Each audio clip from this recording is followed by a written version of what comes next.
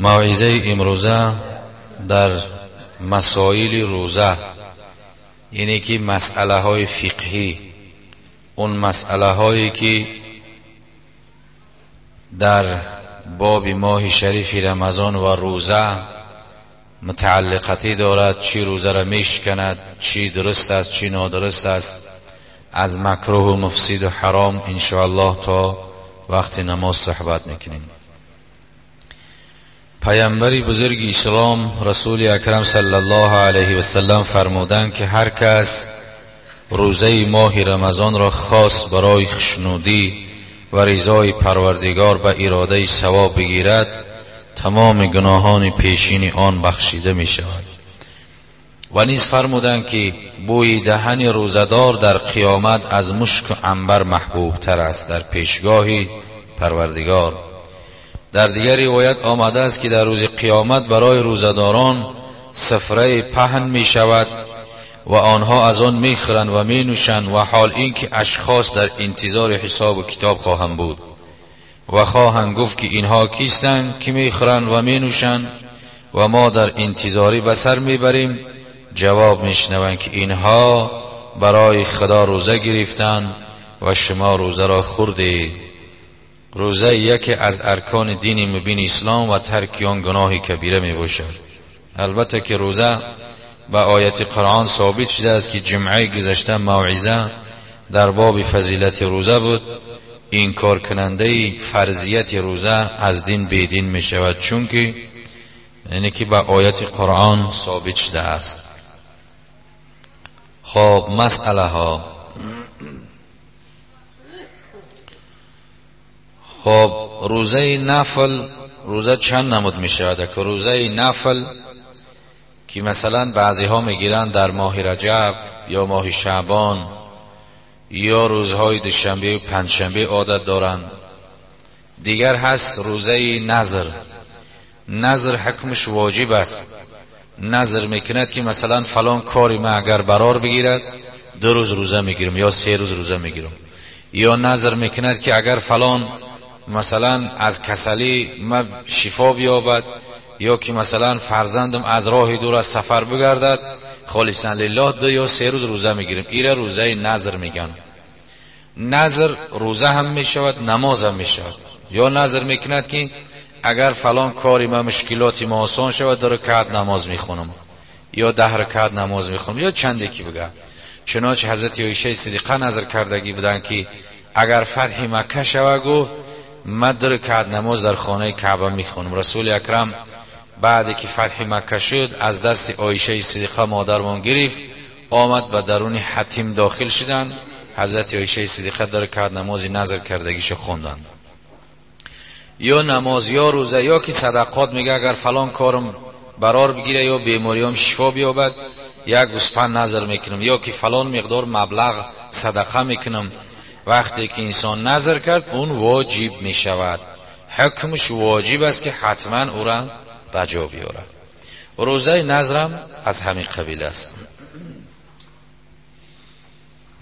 اگر کسی نظر کرد که تمام سال را روزه بگیرد، همان 5 روزی ممنوعه را بخورد و بقیه هم سال را بگیرد و آن 5 روز را قضا بجا آورد. مثلا که نظر کرد که همه 1 سال تا به اخیر نظر کرد که روزه میگیرد خالص برای خدا، همه 1 سال باید روزه بگیرد. نه که در 1 سال خوردن در 5 روز باید که بخورد انسان. 5 روز او را ایام منهیه میگن، ایام الفطر و اضحی و 4 بعدها. ایام منهیه گفته روزی عید فطر است، روزی عید قربان است، 4 روزی بعد عید قربان 5 روز میشه. در همه 5 روز باید که روزه را بخورد. اگر کسی که تمام سال نظر کرده باشه بعدا 5 روز با قضا می‌دارد. روزه نفلی به نیت واجب می شود، لذا اگر کسی نیت روزه کرد و بعد خورد باید قضا بگیرد. مثلا که در اصول هم هست و لازم نفل بشروعین، مثلا چه خوب میدونن لازم می شود. لازم به معنای واجب است. واجب می شود نافله به سبب شروع کردن. مثلا که روزه نفلی را سحر بعد بامداد نخورد، 1 ساعت هم 10 دقیقه هم به نیت روزه نخورد، صبر کرده ایستاد، همه روزش گرفتن در گردن او واجب میشد. اگر به شرط خوردش 1 روز قضا می‌دارد. نماز هم که باشد نافله، وقتی که تحریمه را بس که شروع کرد الله اکبر گفت در نماز در آمد، بعدا نمازش فاسد شد، همون 2 رکعت نماز باید که قضا بدارد. خب اگر کسی شب نیت کرد که فردا روزه بگیرد ولی پیش از طلوع صبح نیت خود را عوض کرد، روزه نگرفت، قضا واجب نمی شود. بدون اجازه شوهر زن نمی تواند روزه نفلی بگیرد و اگر بدون اجازه روزه نفلی گرفت با دستور شوهر باید بشکند و هرگاه فرصت داشته قضا بگیرد. مثلا که در باب احترام زن شوهر هم، در باب حقوق شوهرها هم این مسئله چندین بار تکرارم شدگی بود که زن به اجازت شوهرش روزه نافله باید نگیرد. از او روزه نافله گرفتن زن ده خدمت کردن به شوهر ضرورتر است. روزه نفل زنها عادت دارن ماه رجب میگیرن یا اینکه ماه شعبان میگیرن، همون باید با اجازه شوهرش باشه، اگر به شرطی که روزه قضایی نداشته باشه. امروزه زنها روزه قضایی بسیار دارن، در حالت حامله داریشون اکثرش میخوره، در حالت کودک خردسال دارن، مثلا شیر میدهن، یا در حالت حیض، در حالت نفاس قضایی های زیاد دارن. از این رو روزه های قضاییشون بدارن و نافله نه. اگر روزه نافله بگیره و شوهرش اجازت نده، از او روزه گرفتگیش ثوابی نمیگیرد. حتی اگر شوهر امرش کرده که روزه نافله تا بخور، زن باید که روزه نافله شو بخوره، در اطاعت شوهر باشه، چون که اطاعت کردن زن شوهری خود را ایره خدا در قرآن امر کرده است، الرجال قوامون علی النساء. اما روزه نافله را خدا امر نکرده است. اگر شوهرش اجازت بده روزه بگیره ثواب است، اجازت نده روزه نافله را زن باید که نگیرد.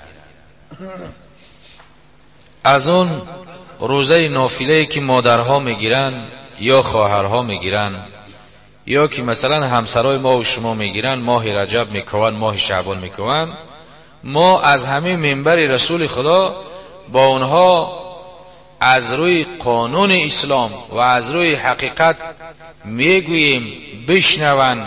اگر صدای ما به گوش اونها میرسد، روزه ماه رجب و روزه نافله را نگیرن، ولیکن دختراشون تربیه کنن، دخترهاشون با ستر با حجاب کنن. این فرض است. همچنان که نماز خواندن فرض است، ستر حجاب اسلامی داشتن هم فرض است. این خدا فرموده است. خدا، همون خدایی که ما و شما را خلق کرد، همون امر کردگی است.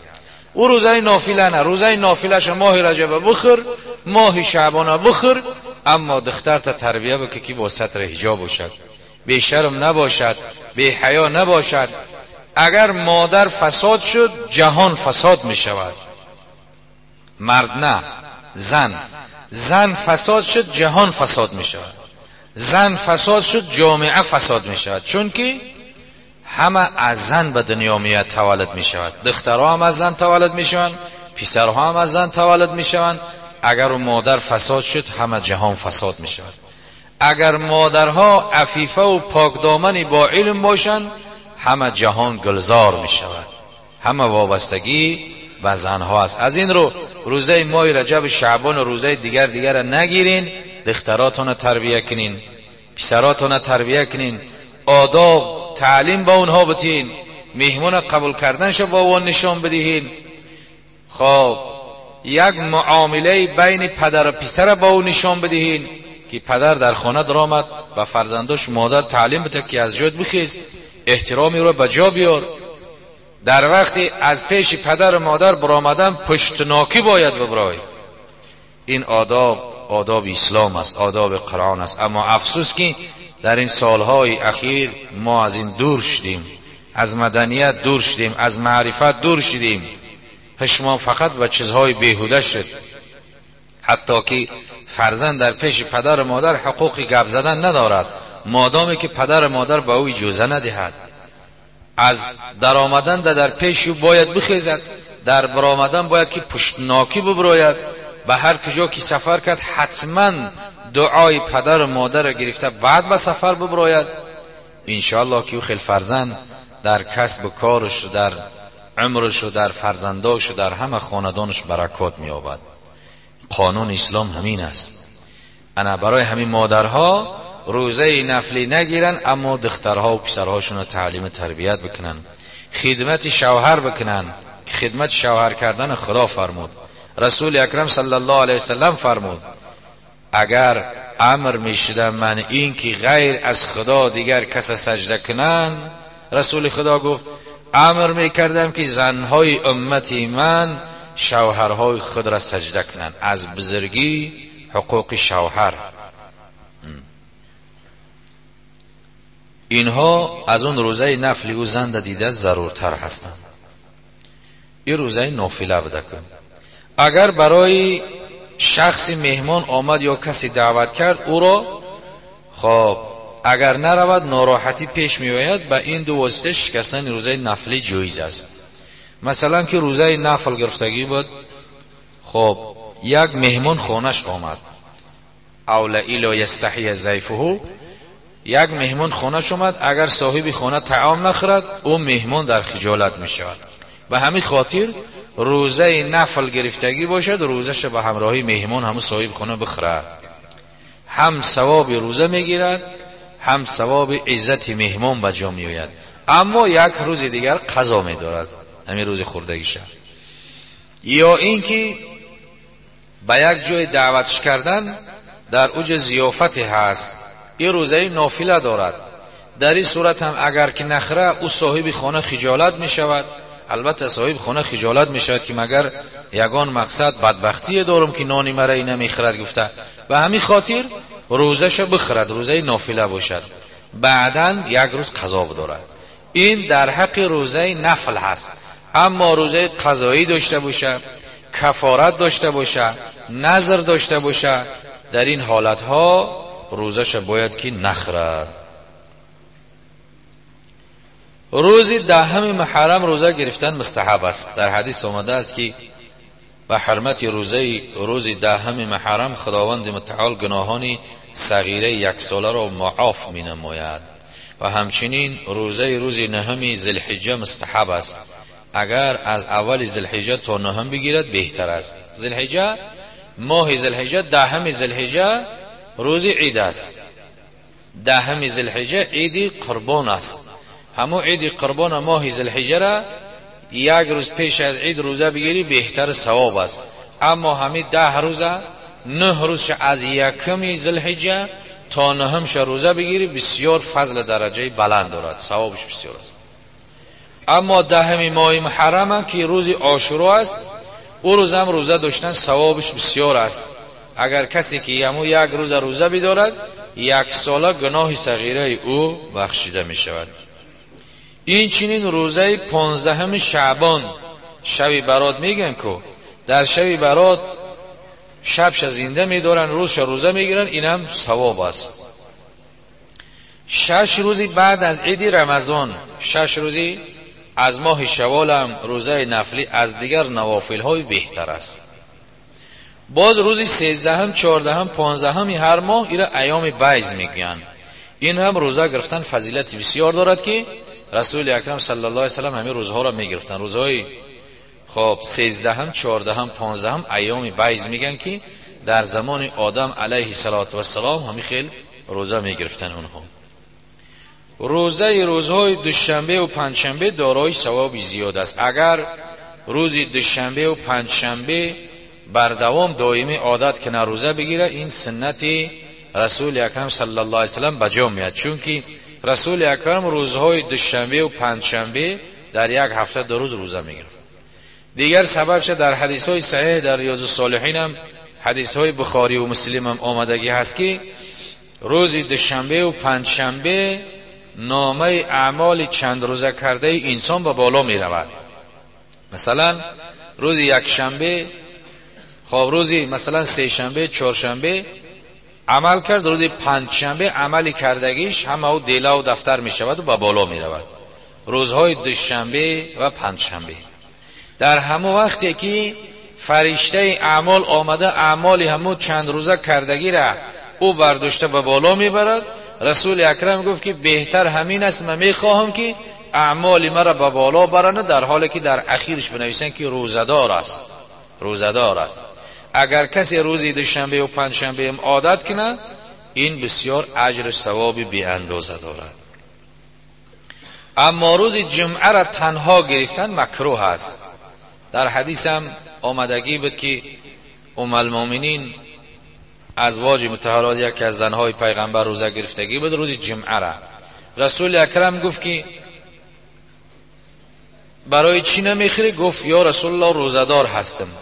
گفت یک روز پیش از روز پنجشنبه را گرفتی؟ گفت که نه.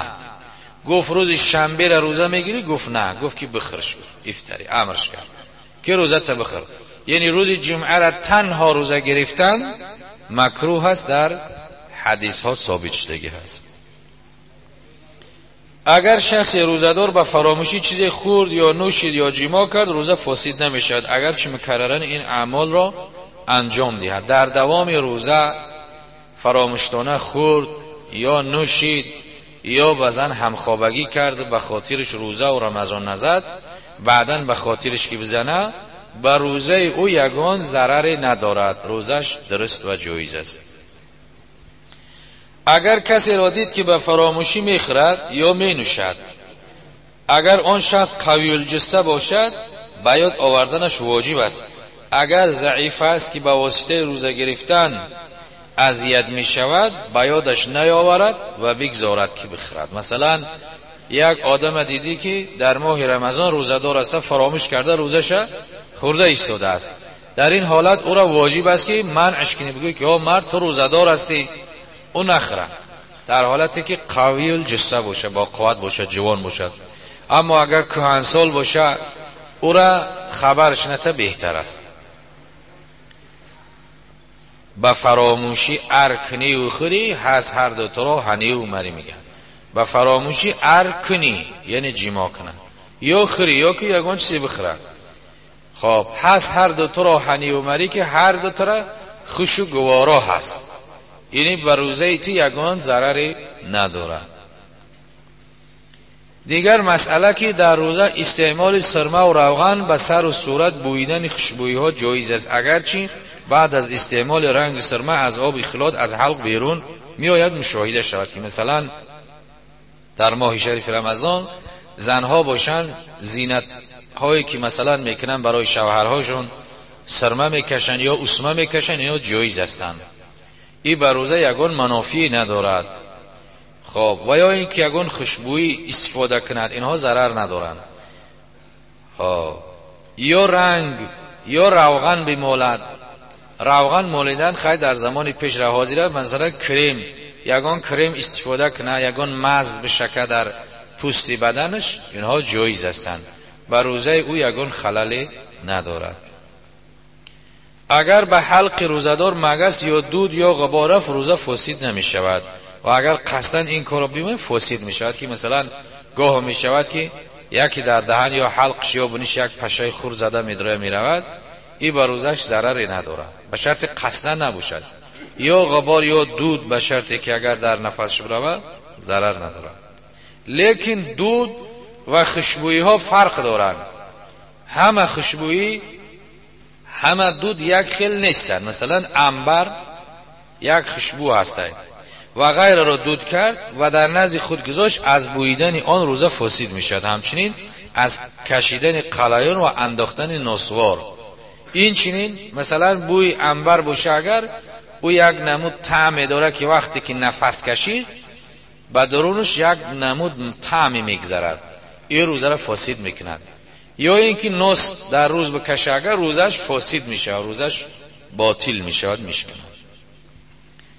خب اگر روزدار دندانها را خلال کرد و آنچه میان دندانهاست بیرون آورد، از دهن بعداً فرو برد، اگر اندازه نخودی یا بیشتر باشد روزه فاسد میشد، اگر کمتر باشد فاسد نمیشد. مثلا اگر از دهان بیرون آورد بعداً فرو برد، روزه فاسد میشد. هر اندازه‌ای که باشد، مثلا در ویخ دندانش یگان کمتر گوشت موندگی باشد، اگر او از نخود میده باشه، اگر دندانش هم که خلال کرد نابرآورده قرتش کنه بر روزه او ضرر ندارد، از نخود و شرط خردتر باشد. اما وقتی که از دهن برآورده شه بعدن خوردش روزش میشکنه.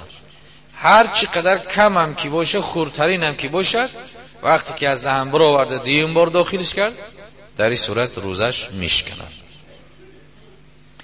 از فرو بردن آب دهان روزه فاسد نمیشود. هر اندازه که باشد آب دهان مثلا فرو بردن قرت کردن خب روزه فاسد نمیشود. از پایین دادن خیلت و آب بینی روزه هم فاسد نمیشود.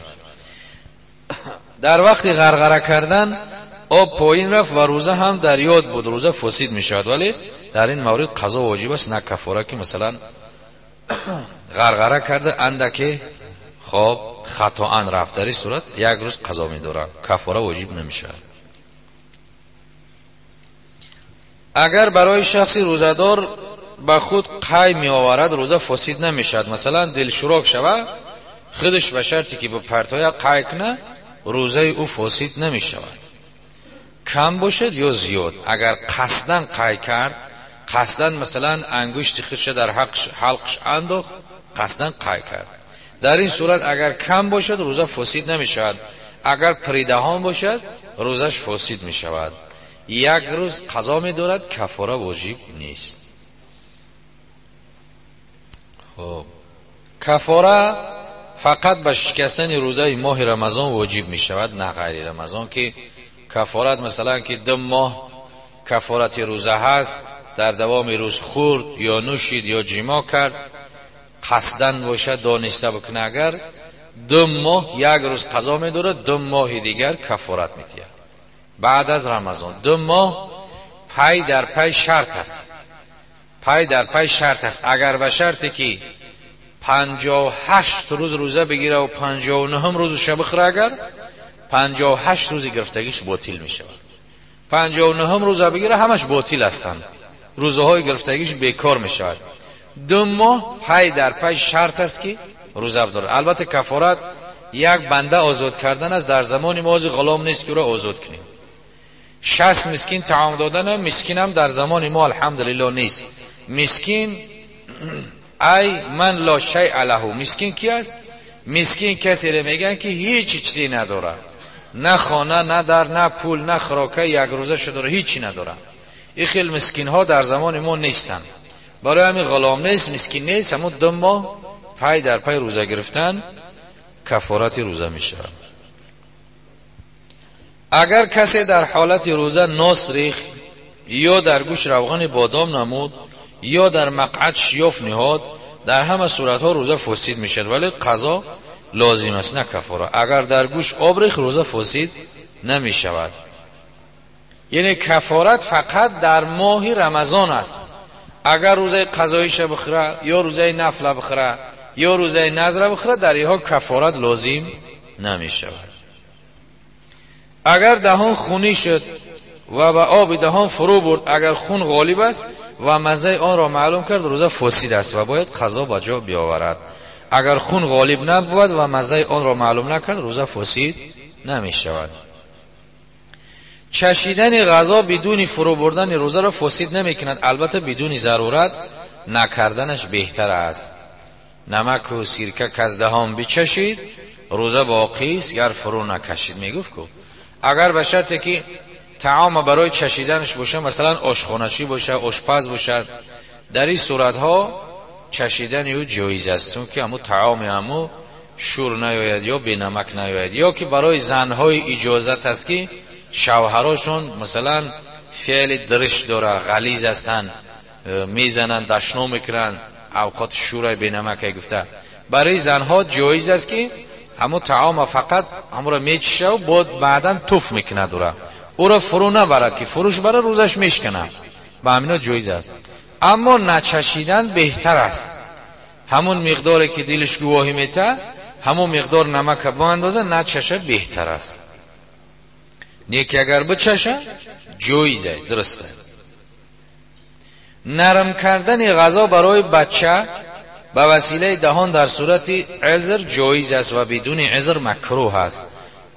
که مثلا طعام بخواه همون زن کودک بخورانه جایز است. میگه در حالت ضرورت، در حالتی که کودک کسل خورده نمیتونه جایز است، اما به غیر ضرورت مکروه است. نه که امروزه در زمان ما هم بالکل مکروه است، هیچ جای جایزیش دیگه نمانده است، برای که برای کودکا را یعنی که مهیا کردگی هستند، اونمو کشه ها و دیگر چیزها و برای اوقات کودک هسته، چندین نمودهاش همش هسته. از هموا بخره و استفاده کنه در کودک، اون مادر طعام بدنی که دهان خودش خویده در دهانی اون نمونه. دیگر مثلا مسواک کردن با مسواک طبیعی جایز است. در روز روزدار میتونه که دندانهاشو مسواک کنه، اما مسواک طبیعی گفته است. در همین خلاصت المسائل گفته کتاب است که همه فقه ابو حنیفه امام اعظم است. در همین میگه که خب همون مسواک چوبی طبیعی باشه. مسواک چوبی طبیعی در خدمون هست، در این طرفای داغستان، در شوراباد و خوالینگ، همین طرفا همون مسواک چوب هست. اون مسواک چوب البته که اگر از او استفاده کنیم، از این شوتکه ها و پسته ها هزارها مراتب او بهتر است، چون که در معده فایده داره، در روده فایده داره، کامک های دندان مستحکم میکنه. اگر چند تلخی مزش هم به حلق بروه، او بر روزه یگان ضرر نداره، جایز است، چون که حدیث رسول اکرم صلی الله علیه وسلم است که خیر الخصال الصائم السواک، بهترین خصلت روزدار رسول اکرم گفتن که مسواک کردن است. بهترین خصلت روزدار مسواک کردن است که روزدار اگر چنده که در حدیث هم آمده است که بوی دهن روزدار در نزد خداوند از بوی مشک و عنبر خوشبوتر است، اما مسواک کردن بهتر است، چون که حدیث پیغمبرم در این باب هست. از اون نشستن مسواک کردنش بهتر است، اگر چنده تلخی همو مسواک چوب و حلق برود. و یا مسواک مصنوعی، با مسواک مصنوعی و اگر از خمیر چیزی به حلق پایین رود روزه فاسد است و قضا لازمیت که مثلا حاضر زبنوی پاستا با همراهی شد که قطعی اگر به شرطی که دندانهاشو بشوه، اینا مکروهش گفته است، به خاطر که از همو پاستا ممکن است که تیزی و تندی و همو چیزی به حلق برود، مکروه می شود. اما به پاستا اگر به همو خمیره دندانشویی بشوه جایز است. دیگر گفته است که اگر روزدار به فراموشی خورد و یا خیال کرد که روزش فاسد شده، بعداً قصداً خورد، قضا واجب است. اگر قی کرد، گمان کرد که روزه فاسد گشته، لذا قصداً میخورد یا مینوشد، قضا واجب میشود، نه کفاره. اگر روزدار سرمه به چشم کشید یا رگ زد یا روغن به سر و صورت مالید، گمان کرد که روزه فاسد گشته، لذا قصداً خورد یا نوشید، قضا و کفاره هر دو لازم میگردد. که از جهت نادانش خیال کرد که روزش باطل شدگی است، باز بخوره یا بنوشه، بعداً این روزه ای فاسد میشود و کفاره در گردنش خب واجب میگردد. خب اگر کسی در ماه رمضان نیتی روزه نکرد و خورد، فقط قضا واجب میشود. اگر نیتی روزه کرد و خورد یا نوشید، قضا و کفاره هر دو لازم میشود. اگر خود به خود قی کرد یا احتلام شد یا با واسطه دیدن زن انزال شد یا با واسطه ندانستن مسئله خیال کرد که روزش فاسد گشته، لذا قصداً خورد یا نوشید، در این صورت قضا لازم می شود، نه کفاره. اگر مسئله برایش معلوم بود که روزه فاسد نمی شود و به این وجه خورد یا نوشید، قضا و کفاره هر دو لازم می شود. اگر در روح است، خوف این است که ممکن است که نتواند خود را نگه دارد و جما خواهد کرد، مکروه است. اگر به خویشتنداری خود اعتماد داشت، مکروه نیست. مثلا که خب والقبلة این خافت، در مختصر قبله کردن، بوسه کردن زن مکروه است. اگر به شرطی که جوان باشد، خب یوش باشد، شهوت آدم یوش زیاد است، غیرتش زیاد است، بوسه کردن بغل گرفتن و مکروه است. در رمضان در روز از زن دور بیستد بهتر است. اما برای پیرسال ها جایز است. پیرسال برای شهوتش کم است و پیرسال بوسه چی میکنه آخه؟ پیرسال دیگر کدام مسفید در 80 کم پیرش مچک میکنه در رمضان، در صحتی و روزه خریش نمیکنه، ولی روزدار باشه کو. خب اگر خوف باشد مکروه است. اگر شخصی مقیم بعد از نیت روزه مسافر شد و بعد از مقداری رفتن به وسیله فراموش کردن اسباب به خانه برگشت و در خانه روزه را خورد، قضا و کفاره هر دو لازم می شود. مثلا که برای مسافر روزه را خوردنش جایز است. مسافر سفر کرد، مثلا از کولا برآمد، از شهر بیرون شد، الکی از همین سرحد شهر که بیرون شد از سوخوز و طرف کشید، نمازهاش قصر خواندن میگیرد، روزش خوردن اجازت است مسافر. اگر مسافر در روزش مثلا مشقت نباشه روزش بگیره بهتر است. و صوم سفر لا یضر احب، و روزه داشتن مسافری که ضرر نکند و او بهتر است، مستحب است، دو چند ثواب میگیرند. اما یگان چیز فراموش کرد و حکم مسافر که از شهر به او گشته آمد به شهر در آمد، من مسافرم گفته در همین وطن اصلش بخوره، اگر هم قضا لازم شد هم کفاره در گردنش واجب می شود. اگر در حالت خواب احتلام شد یا با واسطه نظر کردن به زن و یا با واسطه خیال و فکر معنی خارج شد، روزه فاسد نمی شود. مثلا جوان ها باشن اگر احتلام شود، اگر در روز شیطانی شود، اگر او چکار میکند؟ از خوابش میخیزه، نصف روز هم که باشد میره و غسل میکنه، نمازهاش خواندن میگیره، فقط در غسل کردن آب به حلق نمیبره، آب نمیخوره، یا به دماغش آب فرو به پایان نمیبره، غسل میکنه، روزه او جایز است، روزش درست است.